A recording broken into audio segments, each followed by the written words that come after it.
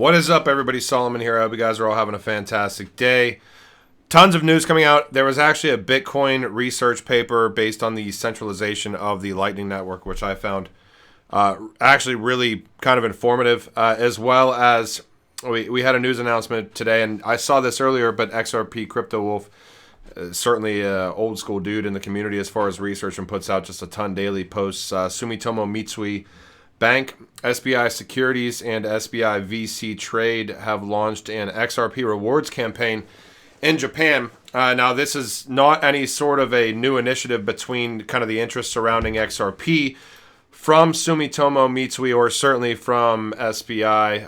Sumitomo Mitsui Banking Corporation in Japan Post Bank joined SBI's Ripple Asia Bank Consortium back in 2017. So this has been ongoing for a while.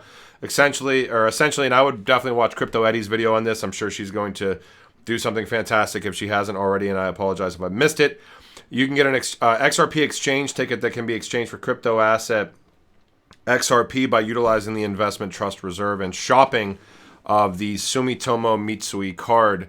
This is the paper that I found today. Very interesting. So we've got Faculty of Computer Science in Vienna, Austria, Technical University of Dortmund in Germany, Faculty of Computer Science, Technical University of Berlin, Germany, SIT institution in Germany, and Blockstream from Zurich, Switzerland.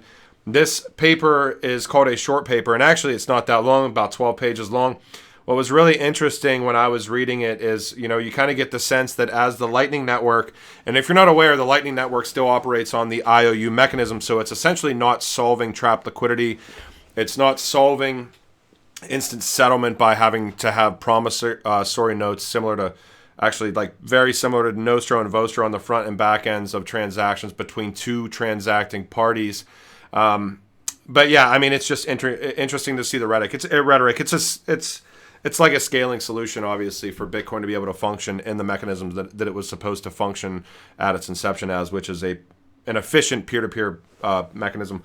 So, but we see the abstract here, and I'll read down through the abstract a little bit.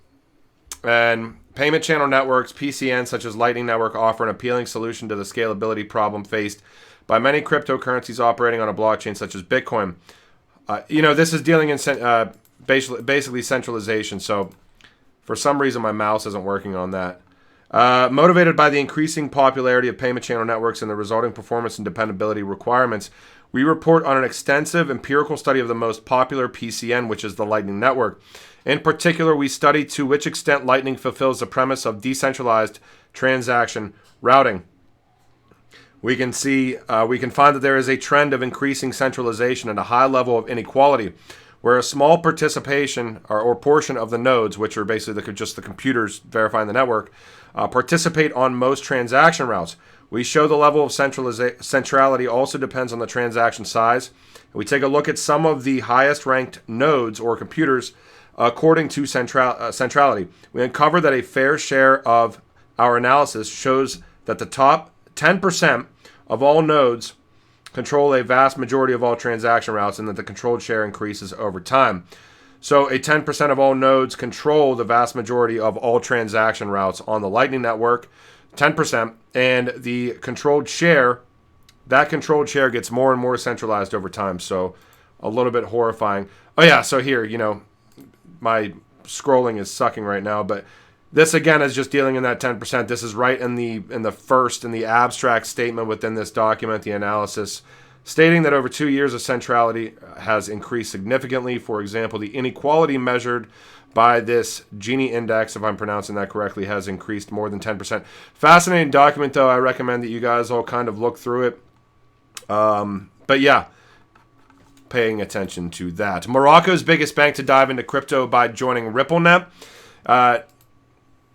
We can see this is the leading bank in Morocco. Now this is I'm going to definitely butcher this. Adi Jarwafa Bank has reportedly joined RippleNet. The latter is an international cross-border payments network. We know that, designed by the American blockchain company Ripple. But I don't know. Morocco is another one of those for as far as I would imagine, probably an exotic corridor. But this, tying into South Africa and everything else is definitely very big. We do see why was I pulling this one up? Blockchain revolution in financial transactions. This is because National Bank of Greece. Yeah, so Finastra extended its collaboration with the National Bank of Greece for ISO 20022 migration. This was posted, I believe, yesterday. And this is dealing in Global Pay Plus, Finastra's Fusion Global Pay Plus. Now, you can look all the way back into Finastra. Obviously, we know that based on the announcements that we had in 2020, late 2019, early 2020, or maybe it was late 2020, ODL, so XRP capabilities exist within Finastra. We do know that D plus H and Misys were the companies that formed to become Finastra, and one of D plus H's products, and we can see RippleNet integration all the way back in like 2016, 2017 timeframe, was Global Pay Plus. So interesting, and obviously the updating for ISO 20022, which is just essentially does not necessitate the use of a digital asset. And I've come to learn recently, even through discussions, that like there may be certain portions of the blockchain or distributed ledger technology, or they are just maybe those DLTs or those blockchains may be compliant from an ISO 20022 standpoint, but it doesn't necessarily mean that the cryptocurrency is compliant, but I think it's still a step in the right direction. And this is why I'm posting this, because we saw National Bank of Greece and ISO 20022. This is all the way back in 2017 in an intro into fintech and blockchain. And, you know, they have, it's like reads out like a movie. You know, they have a quote from Christine Lagarde in there. XRP is mentioned directly in here as well. It's like programmable money, go mainstream finance, et cetera, talking about Tether, actually TrueUSD. Haven't heard that in a little while. XRP by Ripple, right underneath that. Forms of cryptocurrency, so they're already talking about stablecoins back then, National Bank of Greece, being attached to fiat or potentially gold. And yeah, interesting. I don't know. I just found it today, and with the Finastra news, I was trying to dive into National Bank of Greece as well. Also seeing out of the Netherlands Bank, which is DNB, kind of your overarching getting the balance right, crypto, stablecoins, and CBDC. At the very bottom here, the summary was interesting to me. Getting the public-private balance right is of key importance, but easier said than done. The appropriate balance will be largely dependent on future adoption of new forms of private money. If adoption remains limited, a light regulatory regime will do. Now, this is where I find it interesting, but if adoption increases, so will the stringency of this regulation. So I think that we all know that it's not going to be light adoption in the future for digital assets and for crypto. And this is all kind of about that balance between CBDC, a stablecoin, and cryptocurrency as a whole. There's definitely some interesting points in here about, you know, some of the negativity that we're now seeing around CBDCs. But yeah, interesting. Moving forward, this is from PricewaterhouseCoopers, so one of the big four, I believe, accounting firms out there.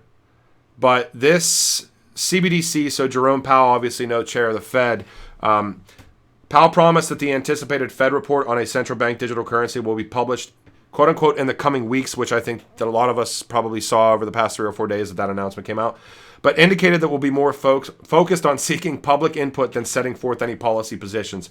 It's just so interesting.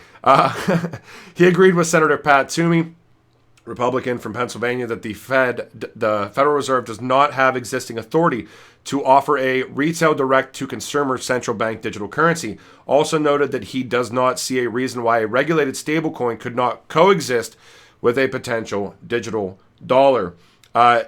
Really kind of this sneak in down here, which I think is almost more interesting than just the rhetoric in that paragraph above, is the talk that we consistently see around special purpose banking charters, which essentially is going to tie in non-depository institutions into having federal banking license from the fintech standpoint. So some of these cryptocurrency companies that we deal in that don't necessarily deal in those depository aspects may be able to be recognized as banks, essentially.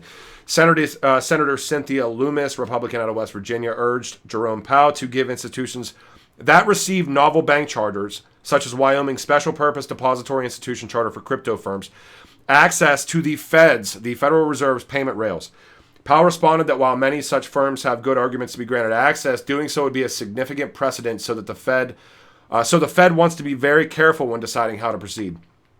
I just find it very interesting that they're certainly going to give crypto firms access into the Fed's payment rails at some point in time. I mean, I think it's just the necessary adoption of the beast, but I think around like the Ripple lawsuit and everything else, I just find all the rhetoric very interesting, and I think that we see a lot more regulatory clarity than a lot of people are expecting when we do get some sort of a direct clarification with the Ripple suit. And there's going to be a lot of allusions to how that affects XRP, and there's going to be a lot of allusions to how that affects potential other assets that we all know and love, or maybe we all know and don't love within this space. So last but not least, two more things. Google hires PayPal veteran and lays out a new course for the troubled Google Pay. Now, certainly moving towards crypto at the very end as well. Google is toying with the idea of incorporating cryptocurrency into its digital wallet. Google's doing a lot in distributed ledger technology, by the way, and I'm sure a lot of it's under the hood and none of us are seeing it.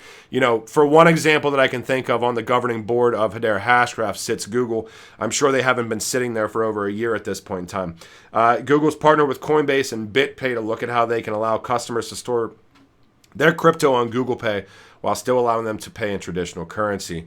No matter how you feel about cryptocurrency personally, there's no doubt it's an ever-growing field that could attract a new group of users. If you're talking about a new group of users as like 95% of the people in the world that aren't using it right now that will be, I certainly agree with that article. Last but not least, I did pick up some on XRP this morning. I did a video about this yesterday. Certainly not affiliated, not getting paid to show this. I believe in the platform. I think that aggregation of news and content is very important. I think the project's willing to lend a little bit out into these other platforms as far as telling about their projects, potentially even to the point of like transparency mechanisms moving forward as far as doxing. And again, certainly respect people's privacy. But I think that we're going to see more and more platforms that are trying to do something similar to this, and just very excited. Big kudos and shout out to Kai and Bastian from XPunks with the on XRP initiative.